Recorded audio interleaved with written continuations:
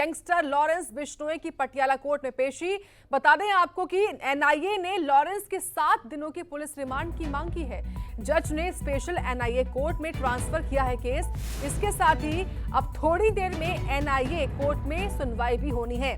इस वक्त की बड़ी खबर ये सामने आई है दिल्ली से, जहां पर बता दें आपको कि गैंगस्टर लॉरेंस बिश्नोई की पटियाला कोर्ट में पेशी है और एनआईए ने लॉरेंस की 7 दिनों की यानी कि 1 हफ्ते की पुलिस रिमांड की मांग की है कि एनआईए को 1 हफ्ते के लिए रिमांड मिल जाए ताकि जो भी पूछना है, जो भी पूछताछ करनी है वो हो सके।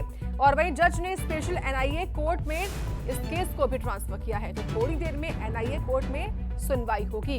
इस वक्त की बड़ी खबर सामने आई है दिल्ली से। तो एनआईए ने लॉरेंस बिश्नोई की 7 दिनों की पुलिस रिमांड की मांग की है और थोड़ी देर में एनआईए कोर्ट में पेशी माफ कीजिएगा सुनवाई भी होगी। इस वक्त की बड़ी खबर है तो गैंगस्टर लॉरेंस बिश्नोई की पटियाला कोर्ट में पेशी।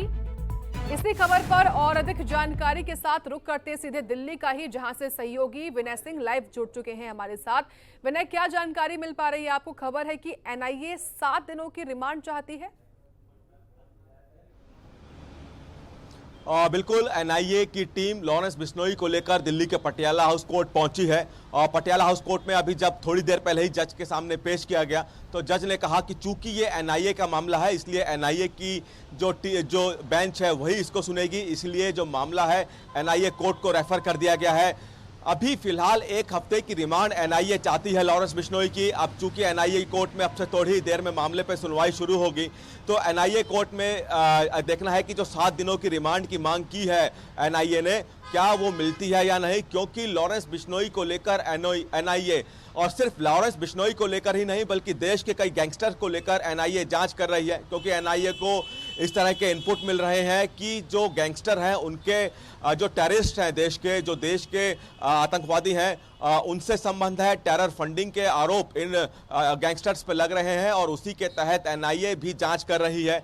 अब चूंकि 7 दिन की रिमांड मांग रही है एनआईए, तो एनआईए इन 7 दिनों में जो लॉरेंस बिश्नोई है उससे जानना चाहेगी कि क्या जो टेरर फंडिंग की बात सामने आ रही है उसमें कितनी सच्चाई है, टेरर फंडिंग को लेकर कौन कौन से देश के आतंकवादी इंडिया के जो गैंगस्टर हैं उनसे संपर्क में हैं, किस तरह से ये फंड आता है, इस फंड के अलावा क्या क्या मुहैया कराए जाते हैं, क्या हथियार भी दिए जाते हैं या फिर लोग भी मुहैया कराए जाते हैं। तो ये तमाम तरह के सवालों के जवाब एनआईए लॉरेंस बिश्नोई से चाहता है और इसीलिए 7 दिन की रिमांड की मांग की है।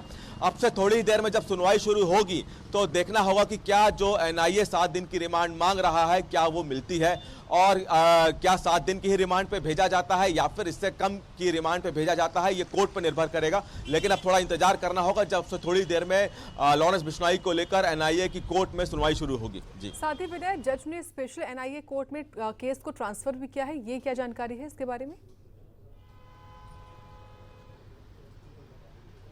क्योंकि एनआईए का मामला है, एनआईए कोर्ट में ही ये मामला सुना जाएगा और इसीलिए स्पेशल चूंकि जो एनआईए की कोर्ट जो कि पटियाला हाउस कोर्ट में ही है वहां पे रेफर किया गया है ताकि एनआईए का मामला एनआईए कोर्ट ही सुने और इसीलिए मामला रेफर किया गया है। एनआईए कोर्ट में 1 बजे का समय दिया गया है। अब से ही थोड़ी देर में एनआईए कोर्ट में जो जज है वो लॉरेंस बिश्नोई की जो रिमांड की मांग की है एनआईए ने उस मामले पर सुनवाई करेंगे। जी ठीक है, बहुत धन्यवाद आपका विनय इस खबर के बारे में पूरी जानकारी देने के लिए हमको। तो देखिए अब से थोड़ी देर बाद एनआईए कोर्ट में सुनवाई होगी और ये जो पूरी खबर है वो भी सामने आ पाएगी।